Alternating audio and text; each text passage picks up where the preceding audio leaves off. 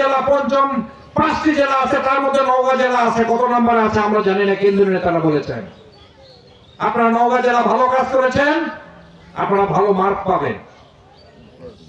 আমাদের মার্ক যদি কমে যায়, আপনাদের মার্কও কমে দিব আমরা। আজকের কৃষক দল হবে আগামী দিনে বিএনপি।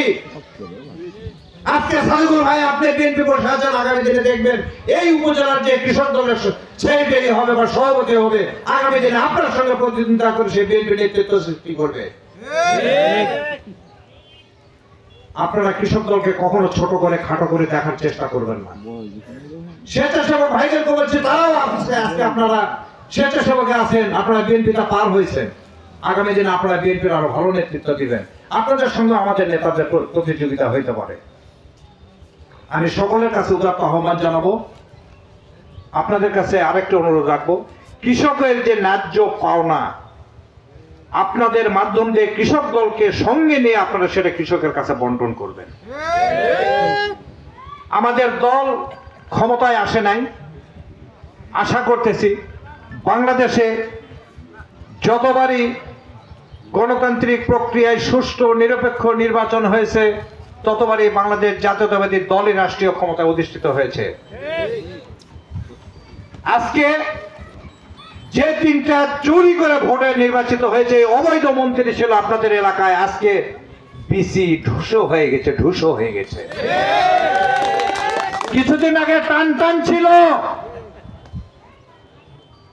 ওনার ওয়াইফ আছে বলে আমার জানা নাই, ওনার 3টি মেয়ে আছে এটা আমি জানি।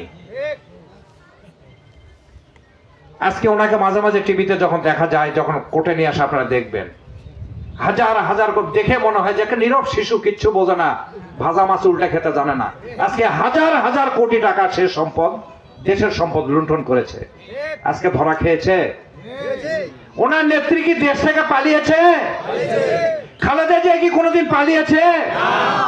খালেদা জিয়া আজ থেকে 8 বছর আগে লন্ডনে তার চিকিৎসা শেষে এই দেশে তার ওয়ারেন্টে গুলি নিয়ে, মাথা নিয়ে উনি বাংলাদেশে প্রবেশ করেছিলেন।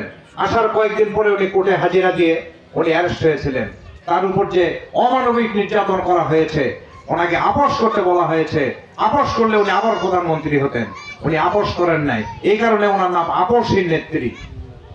আমার যে মা বোনেরা বসে আছেন, আমার যে ভাইয়েরা বসে আছেন, সকলের কাছে আমার উদাত্ত আহ্বান, আমাদের আপনাদের সকলের বাংলাদেশের আজ 20 কোটি মানুষের নেত্রী, আপোষহীন নেত্রী, দেশ নেত্রী বেগম খালেদা জিয়া উন্নত চিকিৎসার জন্য গতকাল রাতে উনি লন্ডনের উদ্দেশ্যে রওনা দিয়েছেন। আল্লাহ পাকের রহমত, আমার মনে হয় যে 1:25 বাজে উনি লন্ডনে পৌঁছে গেছেন চিকিৎসার জায়গায়। উনি পৌঁছে গেছেন। ওনার যে গুলশান ফিরোজা বাসভবন, আপনারা শুনছেন না কালকে টিভিতে, ফিরোজা বাসভবন থেকে রওনা দিয়েছে। ওখান থেকে এয়ারপোর্ট মাত্র 5.5 কিলোমিটার। ওনার যাইতে কেন 3 ঘন্টা সময় লাগলো, আমি টিভিতে বসে থেকে তার লাইভ দেখছি। লক্ষ লক্ষ আপনাদের মতন আমাদের মানুষ রাস্তার 2 পাশ দিয়ে সেনাবাহিনী, বিজিবি, র্যাব, পুলিশ, এপিবিএন দিয়ে রাস্তা ক্লিয়ার করতে পারেনি। এত সে বাংলাদেশের একজন জনপ্রিয় নেত্রী।